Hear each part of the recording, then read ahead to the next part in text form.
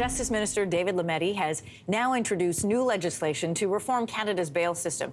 These updates come after calls for change, and they're intended to crack down on repeat violent offenders and firearm offenses. It creates a new reverse onus targeting repeat violent offenders involving weapons. Weapons including firearms, including knives, and including bear spray.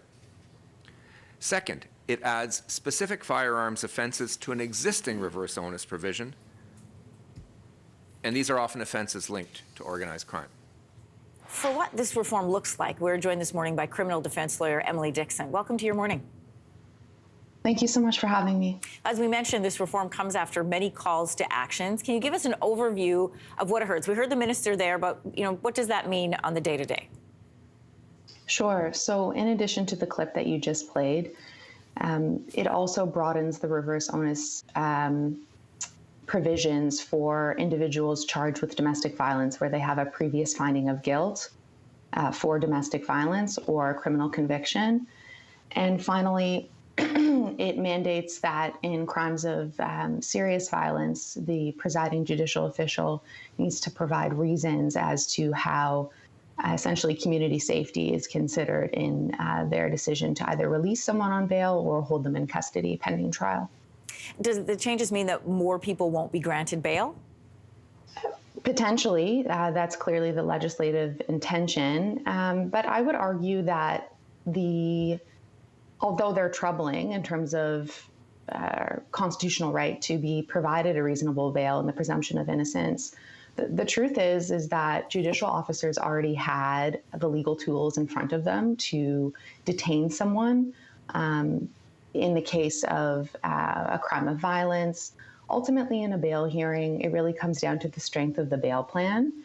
And the majority of bail hearings, in my experience, are decided essentially on community safety because they're decided often on the secondary ground, which looks at if someone is a threat to public safety. So it's kind of not really creating anything new. And really, I think in terms of community safety, what we ought to be discussing is addressing the root causes of why someone might be committing a violent crime. Well, critics have said that the current model that we have right now is a catch and release model. Is that true? And does this change address that? I would argue no. Again, I think the change is quite superficial. Arguably, the entire criminal justice system is a catch and release system, if you want to look at it that way. We know from studies and statistics that our justice system is really doing a horrible job at rehabilitation. And there's a great increase of incarceration of marginalized groups, specifically Indigenous women in federal institutions. So, I mean, if someone is denied bail, they're going to, potentially be released when they serve a sentence, or if they're acquitted after trial, then or in the unfortunate situation in which someone who was legally found guilty was detained ahead of trial. So again, it's not getting to the root cause of the issue. Where would you like to see the government focus their change instead? So I think that there ought to be a lot more funds put into treatment and rehabilitation programs for individuals dealing with trauma and addictions.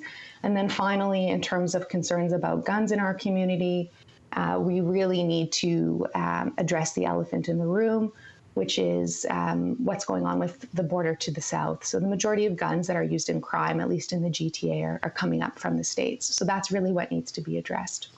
Emily Dixon, thank you. Thank you for having me. Hey, thanks for watching. If you liked this, be sure to subscribe here, or you can check out more Your Morning videos right here.